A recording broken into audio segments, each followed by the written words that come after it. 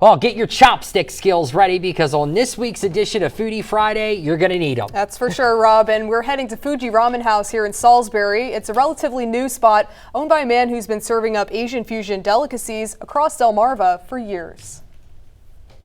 Jack Chen is on a mission. I love ramen a lot because I always go to the New York and the Baltimore to have the ramen. So I think this is too far for me. So that is the big reasons. Also, I like to bring the authentic ramen to Salisbury. And on this visit to Fuji Ramen House, Jack and his team of chefs school us on two classics, tonkatsu or pork ramen and chicken katsu ramen. We're going to put beef sprouts in there and the corn. Those are the fish cakes and seaweed. Also, we put some bamboo shoot in there and the green onions.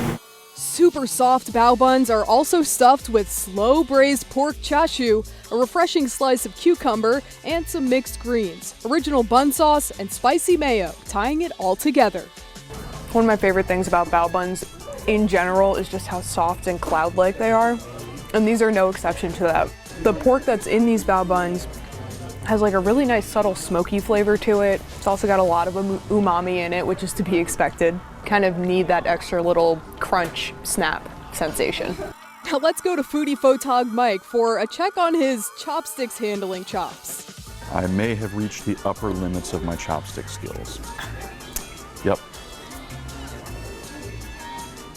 Mike and chopsticks is still a work in progress, but we enjoy working on it. Not to worry, Mike still managed to get those delicious bites of tasty tonkatsu, his favorite kind of ramen. That pork pinwheel has a lovely char on it and just brings a nice smokiness to the whole affair. I want to see if I can combine some things here. Yeah, that's a really nice broth. You got to try the broth. That's the whole point, right? Those eggs are amazing. This is definitely one of those secrets I haven't cracked yet. You know, it's a lovely soft-boiled texture, but like there's so much flavor from, like you said, the soy sauce and some of the other things that they marinate the egg in.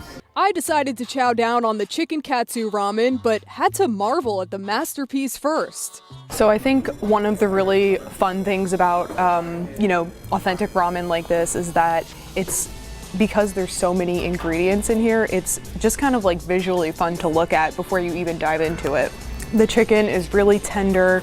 I love the breading on it. It's just like the perfect amount of crunch, which you need in a dish like ramen because most of the other components going on are kind of on the softer end.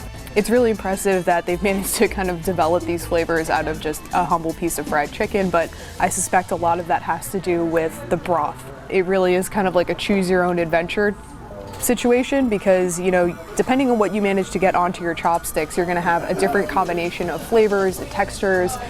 So it's just a fun experience all around.